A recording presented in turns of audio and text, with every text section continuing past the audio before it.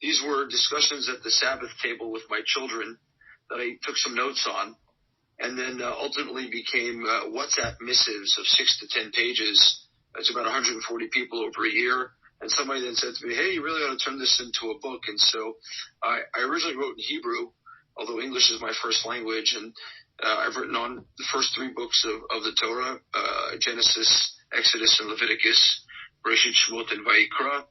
And now the first volume came out in English. It was The Tree of Life and Prosperity. And like everybody, you bring your own baggage to any text.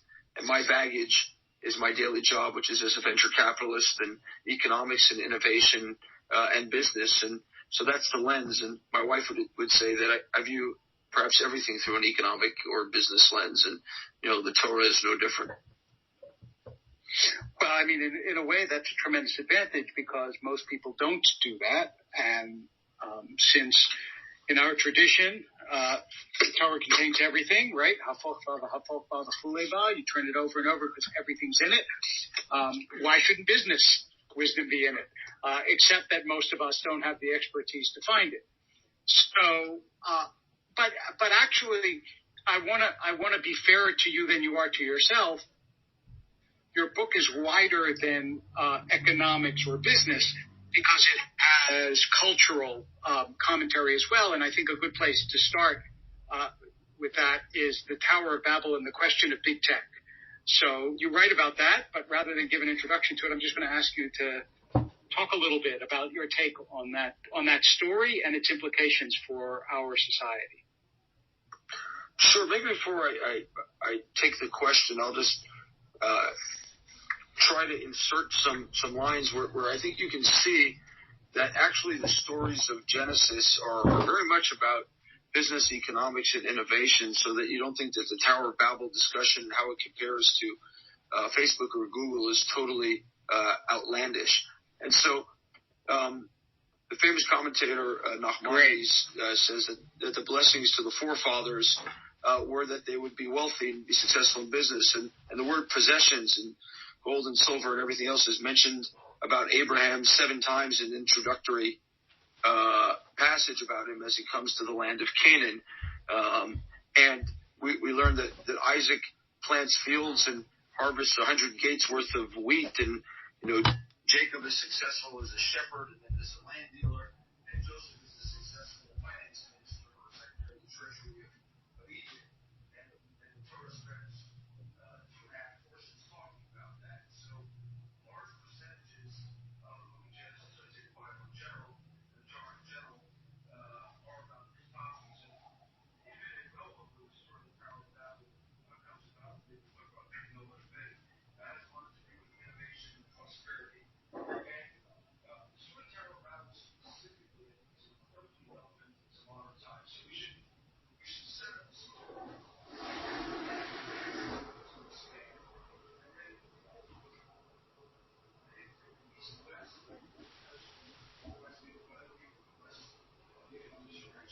People go west. From the east to the west. They set up shop in a valley called the Shinar Valley, and they build a tower, which we call the Tower of Babel after its end. Not because they build a tower and they say, we'll make for ourselves a great name. But they say something else, which is that everybody needs to speak the same language. Everybody needs to become a conformist, and they kind of centrally control this notion of what people can say and how they say it. And I think when we think about some of the modern tech companies, a lot of what's gone on about deplatforming recently, where tech companies have taken people off the platform for things that may be outside the scope, and we've had books taken off of Amazon too. We can look at the same story from the Tower of Babel, where people who weren't conformists were not welcome. And what God does in Tower of Babel is He doesn't break the Tower of Babel, much like, for example, the regulator broke up AT&T 50 years ago or 40 years ago. But instead, He scatters the people from the Tower of Babel and give each one their own country, their own language, their own identity, and to take ownership of their own identity and culture. And I think that's what needs to happen to big tech too, which is the modern currency is not the tools of building a tower, but data. And we need to give people back ownership of their data and make social profiles and the social network itself, those connections, portable for the people who own them so they can develop their own language and culture around that. So are you, I want to just be clear about your position, not so much your interpretation, but is there anything for which you would deplatform somebody from Twitter or Facebook? Or are you pretty much a free speech fundamentalist, basically? I prefer the definition of the Supreme Court around free speech, which is shouting fire in a public place. And I think I don't think the books, for example, that have been deplatformed from Amazon qualify for the most part in shouting fire in a public place. And I think that's a pretty high mark, and I actually think the Supreme Court got that right. Unless we're endangering people's lives and not just their views, right? It should be acceptable. And I think there's been this notion, whether it's around microaggressions or people feeling unsafe verbally, that has reinterpreted physical safety to verbal safety, and I don't think those are the same things. Yeah, I think although this is not about me, we're totally on the same page. I also one of the interesting things about some of the questions that we talked a little bit through email about discussing is that as you said a moment ago, we're going to talk about Noah, and automatically, of course, when people talk about Noah, their entire focus is the construction of the ark and the question of the flood. But that isn't actually the focus that you want to discuss at the moment. You want to talk about something else regarding the story of Noah. And I think even the fact that this is what you highlighted to talk about is inventive and original and probably unfamiliar to a lot of people listening. Yeah. So your framing, I think, is perfect, which is we all say, who's Noah? Well, Noah built an ark. Right. And what did he do? He saved humanity from the flood. And that, of course, is because it's such a dramatic story, kind of front and center in our brains about Noah. But the story is bookended. The story of the ark and the flood is bookended by two stories that I think inform the entire conversation. So the first one is really subtle, but perhaps most important. And it starts with the Thomas Malthus of the generations before Noah, whose name was Jared or Yared in Hebrew. And Malthus famously said that there won't be enough food to feed the world. That was a couple hundred years ago. He was a religious figure himself. He was wrong. I think that's pretty clear. We have a significantly larger number of people in the world right now, and we feed them. And so the same thing happened before Noah, 5 generations before Noah, where Jared said, in all likelihood, that there wasn't enough food. So he said, from him, people started having children at a later age. That's also a modern affliction, in my view, for what it's worth. We can talk about that afterwards. But and people started having children at later ages, and so humanity is expanding slower. Why? Because there's probably not enough food to feed. And how do we know that? Because after Noah is the first biblical figure mentioned to have 3 children, and after him, the Torah tells us that humanity expanded and became prosperous. And so we can assume, as the sages suggest, Noah invented something that unlocked food supply, which the sages suggest is the plow, and I think that's actually pretty obvious. He mechanized or automated some form of food production that worked. The problem is that humanity then self-destructs, and Hamas, which doesn't refer to a terrorist organization in Gaza, but rather people cheating and stealing and eroding trust in that society of abundance, becomes a real problem for humanity, and society destroys itself. And the second bookend is after the story of the flood. Noah invents something else. This time it's not mechanical, or rather chemical. He invents fermentation. The Torah tells us that Noah plants a vineyard and makes wine. This is the first mention of both the vineyard and wine in the Torah. And wine, of course, is like water for the ancients. We can imagine that after the flood, like many floods, there was brackish water. And water in general in olden times was hard to get clean drinking water. But alcoholic water, wine, works for people.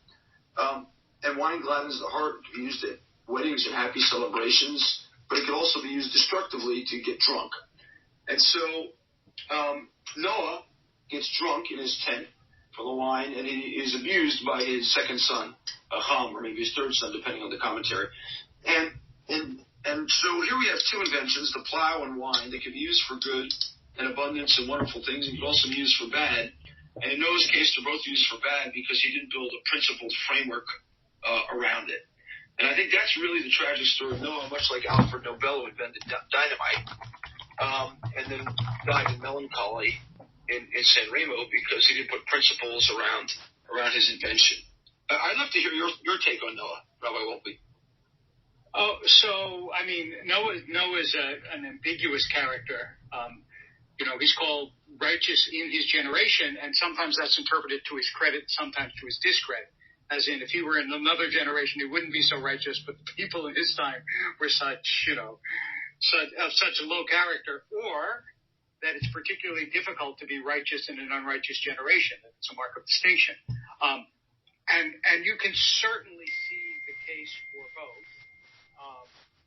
Many of the commentators point out that Noah did nothing to encourage the people around him to be saved or to repent. He basically followed what God told him to do. And so I think that there's a lot there, like many characters and incidents in the Torah, which goes back to what you first said. There's a great deal of reading our own situation into the text. I mean, one of the brilliancies of the Torah is how many spaces it leaves. It's why there is midrash, and so you could really see Noah in either light if you wanted to. But I do. I mean, it's clear. I would say that he partakes of many of the extremes of human life. He saves his family, but his family all but destroys him. He is sober and thoughtful enough to create a means of salvation in a crisis, but on the other hand, he also is the first person who gets drunk. You really, in very few verses, there's a lot to say about Noah. But I don't want to, as I said, I want to explore more your takes in Genesis, and especially of the major characters and at least a slice of their story. And I should say, to be fair, having had the chance to read your book, there's much more in the book than these specific topics that we're covering. But it's Clubhouse, and we don't want to try the patience of our very patient listeners by doing everything.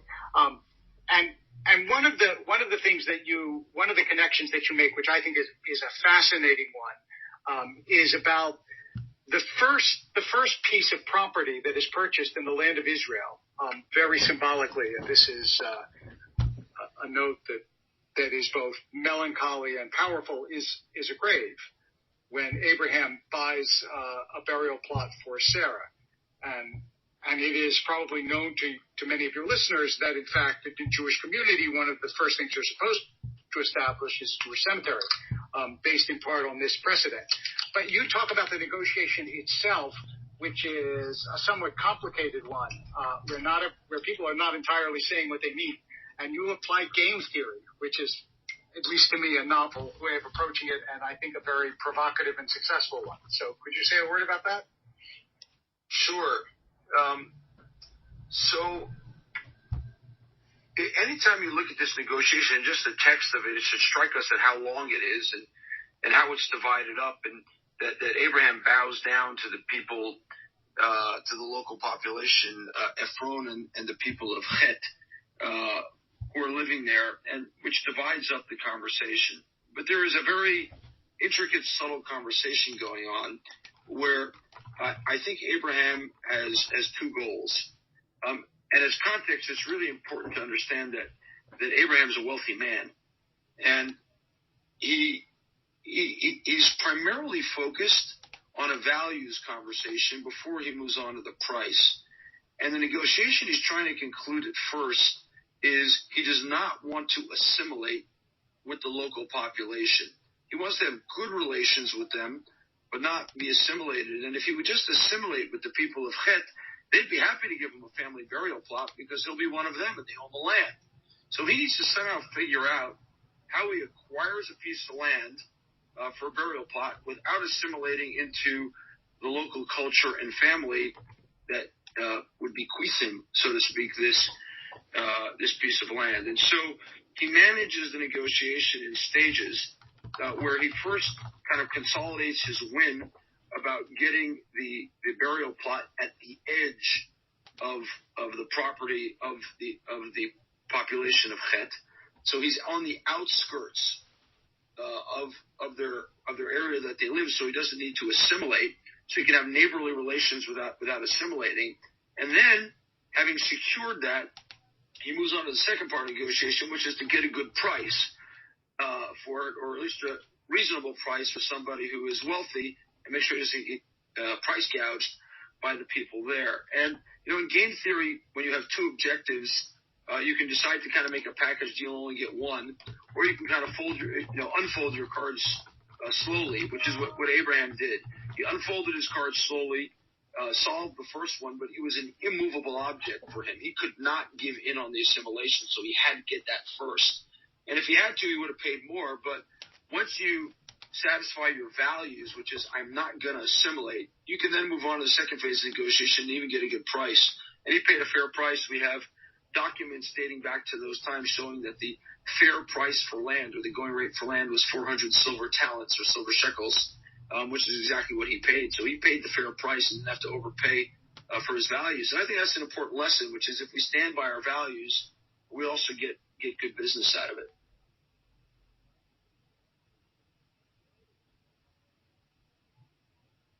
Rabbi Wolpe, did we lose you? We're right now experiencing a huge shift in our labor market. And people talk about a coming jobs crash with, for example, self-driving cars that will put all the taxi drivers, Uber drivers, long-haul truckers, so on and so forth, out of business. And those shifts obviously happened primarily in the past from moving from sheep herding to farming, from grazing to settled agriculture. And that is depicted, actually, in Genesis, and you do write about that, and I wonder if that gives you any insight how Isaac manages that shift. I wonder if it gives you any insight into what we're going to be facing. Sure. Before getting into the biblical text itself, I'm actually an optimist on this topic. That doesn't mean we won't go through an unsettling time in the labor market, but over time, there are more people in the universe, and they all seem to have jobs, or many of them seem to have jobs. And so the Industrial Revolution put a lot of people out of work, but eventually there were more jobs created in different areas. We have more people in academia today than ever before, and among other jobs. And so economies change. Abraham, who was an immigrant to the land of Canaan, the land of Israel, had mobile wealth. He was a shepherd, had gold and silver. Isaac, who settled the land, became a farmer and was successful at that. And ultimately, Jacob, who had to leave the land, became a wandering shepherd as well. But as time changed, we need to adapt economically. And I think conservative communities of faith have a really hard time with this because they're brought up on conservative with the small c values. And it's hard to have change in that time and hard to know how to apply your values. And so as technology came about over the last, call it 25 years, I've been fortunate to be an investor since 1995 in high tech. Most kind of conservative communities of faith, and by the way, most of the working population didn't make the transition. It's hard. People kind of do what their parents did. People do what their grandparents did, and people persist for long periods of time. And that's a hard transition to make, but change we must. And I think Isaac found success uniquely because he transitioned from a immigrant mentality, in that case, of being a shepherd to being a settled landowner and farm, someone who ran a farm and all that entailed. And I think it's important to kind of teach our children and teach people of this generation that the world is changing and technology is eating more and more segments of the economy, and we need to adapt. And if we don't adapt, we'll be in trouble. And I think that's kind of one of the lessons of Jacob and Esau. Esau didn't want to adapt to Isaac's settled farming, and that ultimately cost him the firstborn.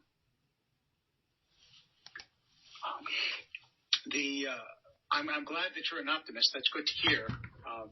I think that talks to your faith in the adaptability of human beings in society, and I wonder if part of that has to do with the changes that you see even in the Torah. Clearly, adaptability is a key characteristic of the Jewish people. We don't always do it well, but ultimately we get there. I think you're right, and I think there's when you stress a complex system, and by the way, the Jewish people are a complex system. It becomes resilient. And I think, by the way, in this week's Torah portion, in the middle of Deuteronomy in Kitavo, we'll read the giant rebuke of Moses, of Moshe.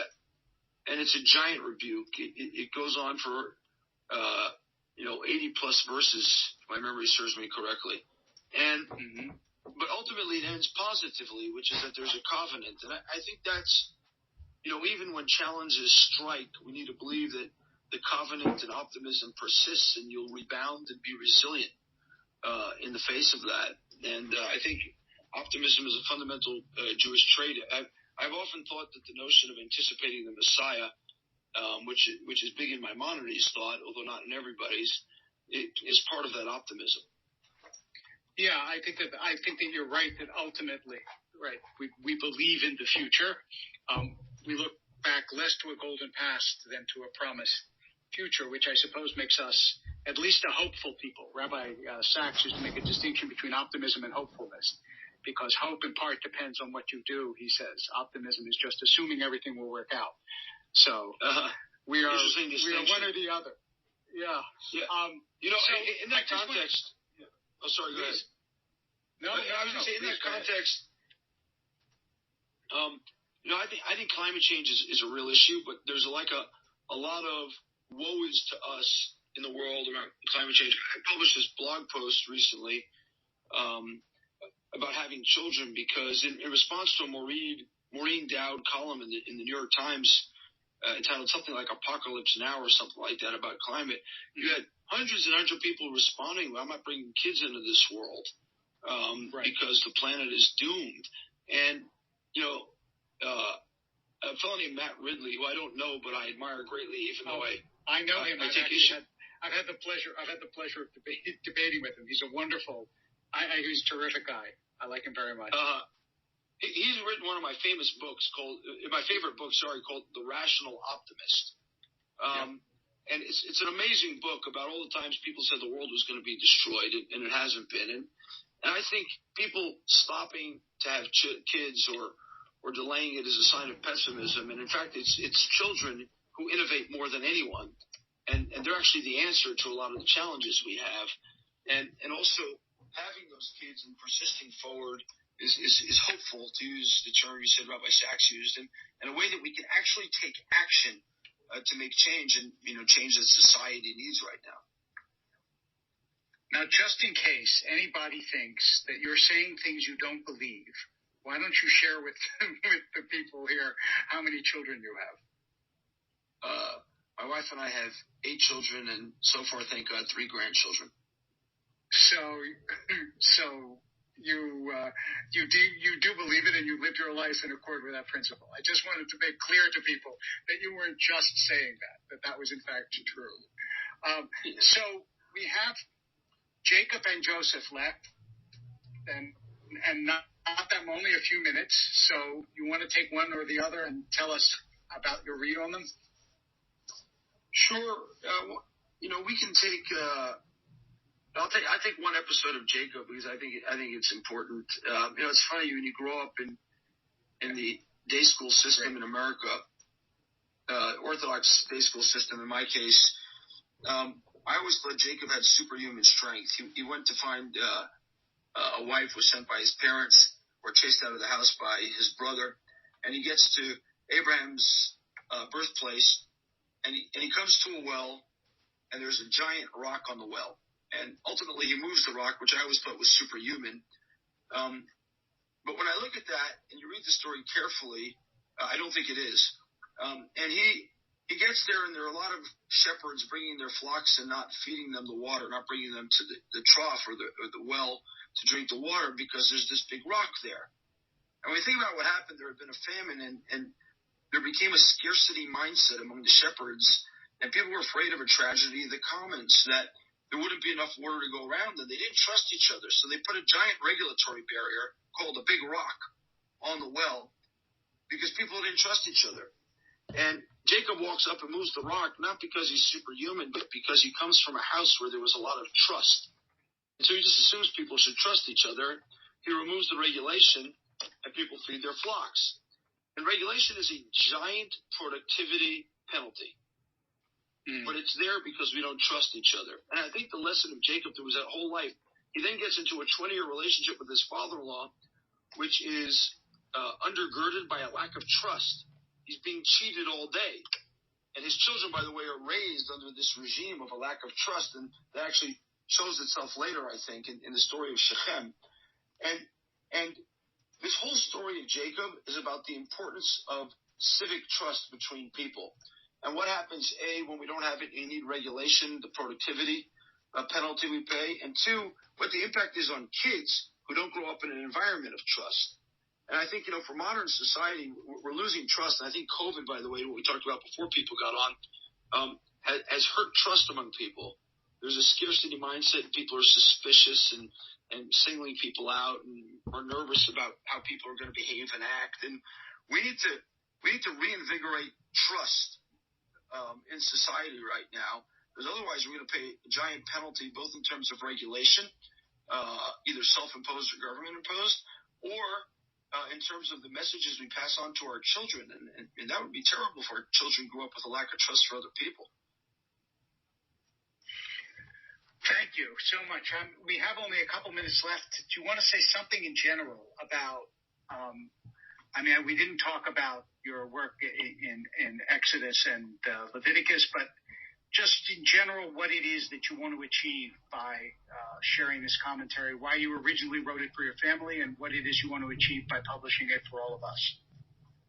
Sure, and then maybe we'll let Dex ask a question quickly. What do I want to achieve? I think we're living in a very relativist time now, and one that is filled with amazing innovation, from artificial intelligence to synthetic biology, autonomous vehicles, you name it, software and data can do anything. And we have real questions, and it impacts us. And politics has become a language and a religion of relativism. And I think during this time we need anchors. We need timeless wisdom that we can call on to help us answer the questions. And I'm fond of saying that the Torah, the Bible, has more unique users over time than Facebook and Google combined. And there's a reason for that. And we need these anchors. We really need these anchors. They're important, and we can learn so much, and they're as relevant today. When I launched the book in Hebrew, Rabbi Benny Lau, who I think you may know, someone asked him from the audience, what did you learn from Michael's book? And he said, I learned that people are people, and they've been people for 4,000 years, and they spend most of their day working and less of their day sleeping, and so less of their day with their kids. And that the same problems of family and business and economics and trust existed then as now, and we need to learn from this. And we need these anchors in the modern world. And that's what I hope people take away. And I hope we start a discussion about the timeless principles that should inform our business and innovation work. Because the innovation work is important, but we need to anchor it. I also would like to put a little twist on what you said. You said it has more unique users than Twitter and Facebook. I would also say it makes more its users unique, which Twitter and Facebook are not dedicated to doing. So you said you wanted to take one question from Dex, I believe? You have to call him up, Michael. You're the moderator. Yep, I'm calling him up. Dex, I think you're on. Dex, you're on. Thanks so much. Michael, really, really impressive to hear you speak, and also just your ability to mix reference to scripture with technology, with game theory, with problems that we face today. The first few sentences I heard, I thought, he's not going to be able to keep pulling this off. Sorry, I'm being a little kind of hagiographic here, but I just want to say it's a pleasure to listen to. Matt Ridley is also, by the way, one of my favorite authors for what it's worth. But to my question, yes, it is about trust. and the point that you make about having a long established lineage, a history with many lessons tested over time on which to draw. Clearly, the Jewish people have that, and a claim of lineage and length of the scriptures, which is, amongst the deepest provenance of all. Can I call them wisdom traditions? I don't know. But the problem really is common trust, is it not? So I understand that for the Jews, and I should say I have some Jewish ancestry, but how do we extend from this wisdom? Because Judaism has not traditionally been a proselytizing religion. How is it that globally, when we have, let's say, an obvious case would be the Chinese, the Philippines, the Roman Catholics, how do we create a lingua franca out of the lessons that you have produced from your work? I'd just be curious. So thanks for the question. Humanity's a big place, so I wouldn't dare to say everyone, but someone just actually texted me a picture about an hour ago of a priest, a Monsignor, I think, or father, a Jesuit, holding my book. And I know a second one got it because he sent me a text. And if you look at the blurbs on Amazon for the book, you'll see some are Jewish, some are not. Some are religious people of other faiths, some are secular. And I think one of the things that candidly my editor, Adam Bello, big shout out to him, and our original editor, Rabbi Amit Miskav, have done is made the book really accessible to people of all faiths and to people of all lineages. And I think that's, I hope, really what I'm hoping and praying for is that we start this conversation more broadly and make the book accessible. So the extent you spread it to people who are not Jewish, I think it's great. And I hope it starts a broader conversation. Like I said, the Bible is timeless wisdom. But by the way, the title of this talk, Ancient Wisdom for Moderns or Modern Business, was not coined by me. It was coined by somebody named Balaji Srinivasan, who, as you can tell from the name, is not Jewish. And he sent it to me after kind of skimming the book. So that's what I hope. And, thanks for your question. And I promise Rabbi Wolpe we keep this to a half hour. And so I just want to thank everyone for joining us. And I'm sorry, you can thank you so continue much. If you'd like. Absolutely. I have to drop off, but please go right ahead if you wish to. Thanks, everybody, for coming. So long. Thanks. Okay, thanks. I actually have to drop off in a minute myself. Yeah. I'll move myself to the audience. Yeah. I have to send off my son, the groom. All right. Well, thank you, everybody, for joining us. I really appreciate it. If you have any feedback or want to go look for the book, it's called The Tree of Life and Prosperity, available on Amazon. And thank you all. And if you have any further questions, reach out on Twitter or any other social media. Thanks so much for joining.